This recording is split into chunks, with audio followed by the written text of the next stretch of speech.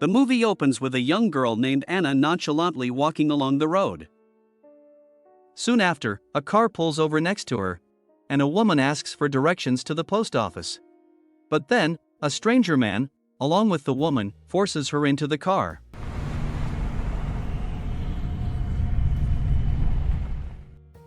Following this, the scene cuts to a kid who is riding his bicycle through the same street. He then reaches his favorite treehouse and stashes his backpack there. Just a few meters away is the residence of the Thompsons. The elder son, Jacob, is engrossed in playing games, and he doesn't even respond when his mom calls out for him, and she mentions that Dad will be arriving home shortly with a new babysitter. Meanwhile, Dad goes to pick up the supposed babysitter, Anna, from her place, while the girl is waiting outside in the cold. After the introductions, Dad reveals that it's his 13th anniversary today, so he and his wife are heading out for dinner. He then talks about his neighbor's children, whom Anna has previously babysat. He inquires about their names, but Anna strangely doesn't seem to remember, so she gives them some nicknames and laughs it off. Here we get to know that the Thompsons' usual babysitter is a girl named Maggie, but since she is busy, she has suggested her friend, Anna, to them. Dad talks about his children, and mentions that he has 3 kids, 4-year-old Christopher, 9-year Sally, and 11-year-old Jacob. Back at the Thompsons' residence, the boys seem to be playfully fighting, and when they get too loud, Mom reprimands Jacob and takes his Game Boy away. The angry Jacob then goes to his room, where his best friend, Howie, is trying to contact him through a walkie-talkie. Howie is the same kid from the start of the movie. Howie reveals that he has stashed something great in his treehouse, and the two plan to meet after bedtime and have fun. After a while, Dad and Anna finally arrive at the house. The new babysitter meets with the younger kids and makes a good impression right away, but the grumpy Jacob insists that he doesn't need her help. Meanwhile, Mom tells Anna about where the snacks are kept, the children's bedtime, and other necessary details. Dad simply tells Anna not to let the children in the garage, and when asked why, he reveals that his favorite Corvette vehicle is parked there. Shortly after, the parents bid goodbye to their kids and leave for their dinner date. As they get into their car, Anna creepily watches them from the window. Now that the adults are gone, she is in charge of the children. She gathers the children and announces that they are going to play dress up. While Christopher and Sally are happy to hear this, Jacob simply goes to his room. Anna then tells the little kids that they can pretend to be whatever they want, whether it be a human or an animal. She says that pretending is a superpower which they all have within them, and the kids are riled up by this speech. Later on, Anna goes upstairs and tries to initiate a conversation with Jacob. Seeing him read a comic, she asks if he has read Death Vice, and Jacob replies that he hasn't, as his parents claim that it is too violent. Anna surprisingly says that he can read it now as his parents are not here, and she also returns his Game Boy, making him happy. The scene switches to the parents. Although it is their special day, Mom is still concerned about leaving their children with the new babysitter, so Dad assures her that Anna is a good person, as he has heard good things about her from the neighbors. Back at home, the kids have put on some good costumes. Sally flaunts her beautiful outfit, but Anna doesn't seem to be impressed, and she even taunts the little girl. But when she sees Christopher dressed as a dinosaur, she compliments his choice. It is evident that she prefers him over Sally. After a while, Jacob also arrives, resembling a motorcar racer. The kids then gather around for a picture, during which Sally tries to pose, but Anna rudely asks her to stop smiling. Elsewhere, the parents finally reach the restaurant, but they are completely unaware that someone is keeping an eye on them from outside. At home, Anna announces that they are going to play hide and seek now. Jacob, as always, says he doesn't want to play, but she convinces him to give it a try. She then asks him to count till 100, while the rest of them will hide. But as soon as Jacob closes his eyes, Anna starts exhibiting odd behavior. At first, she turns off the Wi-Fi router. Then, she removes all the laces from the kids' shoes. She even enters the dad's garage and checks on all the tools, and then breaks open a safe in the parents' room. Later, when Jacob comes upstairs to look for everyone, she calls him in the bathroom. She mentions that she's on her periods, and asks the confused boy to bring her some tampons. The little boy complies, but it is evident that he is very uncomfortable. What Anna does next is quite shocking. She uses the tampon right in front of Jacob, disregarding his age. In the next scene, she gathers the kids for a night meal, but even this time, she is rude towards Sally. She lets the boys have as many cookies as they want, but the little girl gets nothing. Looking the disgusting manners of Jacob, Anna punishes him by ordering him to eat the full packet of the cookies. He requests some milk, but she refuses to give it unless he's done eating the cookies. Following this, Anna even allows the kids to make paintings on the wall, while she goes to the parents' room and starts trying some of Mom's jewelry. When she comes down, Jacob has already drawn her name on the wall to catch her eye, but she praises only Christopher's painting, even though the other kids have made some excellent artwork. Jacob then asks Anna to help him feed his pet python, and mentions that only the two of them should go as it is dangerous for the little kids. However, Anna, who is an evil bitch, disregards his advice and decides to take all the kids there. Moments later, Jacob brings a dead rat to feed the python. But Anna thinks that it's not enough for such a large reptile. She instead brings out Sally's pet hamster, frightening the girl. A struggle ensues between the two, and the hamster's box ends up falling on the ground. Unfortunately, the naive Christopher picks it up and drops the hamster right into the python's enclosure. Sally freaks out, and she pleads with her brother to get her hamster out. Seeing this, Jacob tries to help, but Anna stops him, and she also forces Sally to watch her pet being eaten, which causes Sally to burst into tears.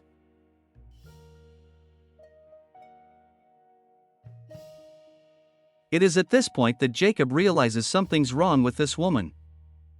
At the restaurant, the parents are having a wonderful time. They give each other gifts and talk about their future plans, while the unnamed guy is still observing them from outside. Back at home, Anna calls the kids to the living room, saying it's movie time.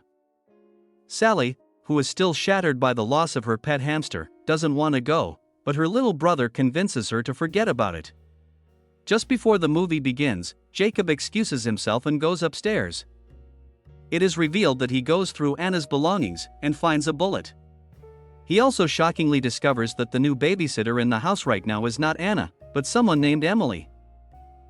Downstairs, the evil woman does something unimaginable. Instead of playing a kid's movie, she puts on an erotic tape that the parents have made. Christopher, who is too young to understand, is amused, but Sally covers her eyes in disgust. Shortly after, Jacob arrives at the scene, and as soon as he watches the footage, he turns off the television. He smashes the remote control on the ground, saying the video is private. Emelie then says it's time for bed. She takes Christopher to his room and begins reading him a bedtime story. Using a weird-looking drawing book, she narrates that once upon a time, there used to be a mama bear who loved her cubby a lot.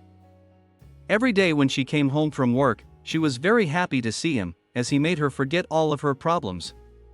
But one day, Mama Bear made a mistake, and the cubby died. We also see flashbacks of her past, revealing that she is talking about herself. She had accidentally slept on top of the baby, causing it to suffocate. Outside, Jacob and Sally are listening in on the story as well. Emelie mentions that Mama Bear was broken after the death of her cubby. Her mind cracked, and this is when she met Skinny Hyena, whose mind was cracked more than that of Mama Bear. He promised to give her another cubby, but Mama Bear's body isn't capable of producing any more children, and she was unable to adopt a new child due to eligibility requirements.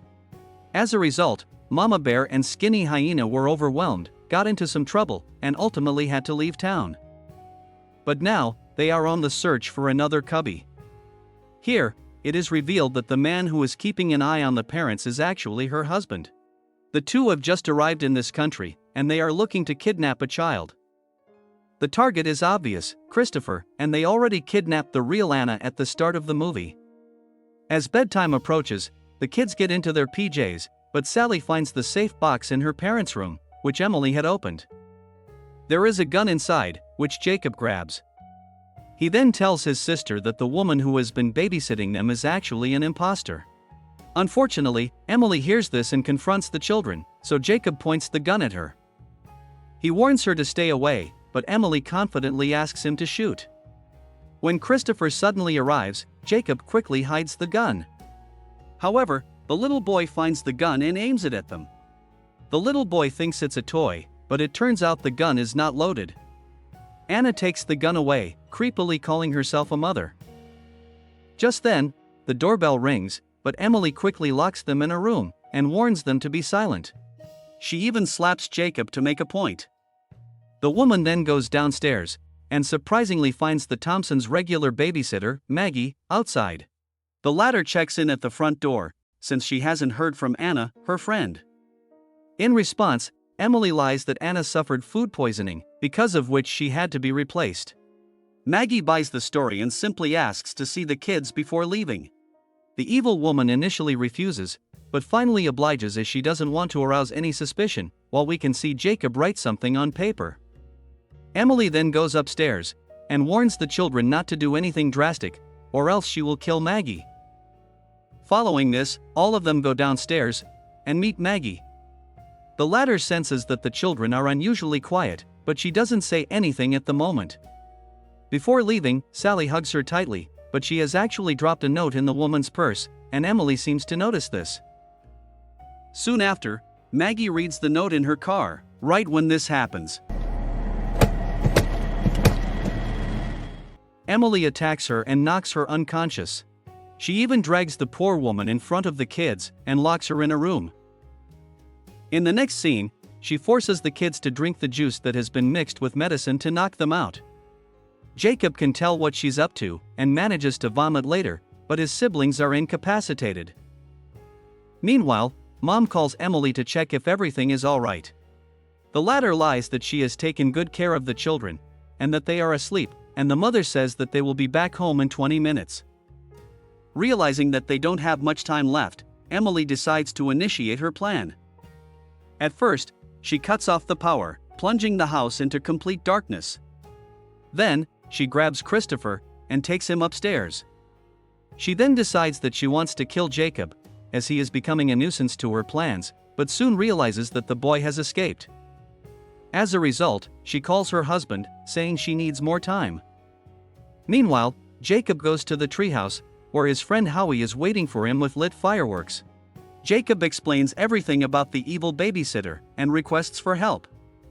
Elsewhere, the parents finally exit the restaurant, but they appear to be in a drunken state and decide to go home in a taxi.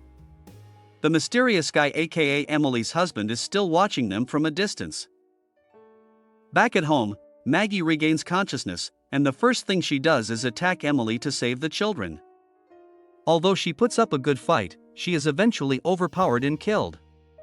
As Emelie goes to the kitchen to clean her wounds, Jacob sneaks inside the house and takes Christopher away. He then hides him in a safe location. On the other hand, Mom and Dad are returning home in the taxi when they suddenly get into an accident. Luckily, the two of them survive, and it turns out that they have been hit by the same man, who had been observing them for hours. His goal was to buy more time for his wife so that she could kidnap Christopher, but the man ends up dying. Back at the house, Jacob slowly ventures into the basement to find his sister, but he only comes across the lifeless body of Maggie, which shatters him. As he is weeping, Emelie talks from upstairs, revealing that she has his sister. She also throws Howie's jacket, which has bloodstains all over it, and warns Jacob that if he doesn't bring Christopher to her, she will harm his sister. She then gives him 5 minutes to come to the backyard, where the trade will take place. At the crash site, the police inform the parents that the dead man had no ID on him, and that he was riding a stolen vehicle. But as soon as the police take the parents home, the cops discover a dead body in the car's trunk. She is none other than the real Anna, who was abducted at the start of the movie. She was beaten and killed by the evil couple. When Mom and Dad learn of this news, they finally realize that the babysitter at their home is an imposter, and they immediately rush home to save their children. At home, Emelie is in the backyard with Sally, waiting for Jacob to show up, but the latter knows she'll probably kill them, so he rolls over a trash can towards her.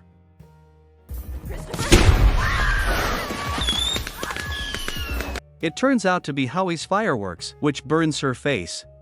As she drops to the floor in agony, Jacob quickly grabs his sister and takes her away. He then goes to the garage and gets inside his father's Corvette. After loading his siblings and putting on a helmet, he opens the garage gate and sees Emelie is waiting for him outside with a gun. She demands that he stop, but an unfazed Jacob steps on the accelerator and runs her over. He then gets on the road and keeps driving until he finally meets his worried parents, and the kids reunite with them. Mom and Dad embrace their children lovingly, promising to never leave them alone again. As the cops surround the crime scene, it is revealed that Howie is alive, having only suffered an injury to his head.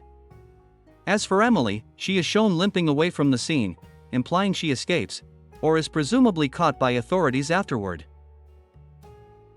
Thus, we reach the end of this film. Thanks for watching. You can like this video to support us. Don't forget to subscribe for more content. See you in the next video. Goodbye.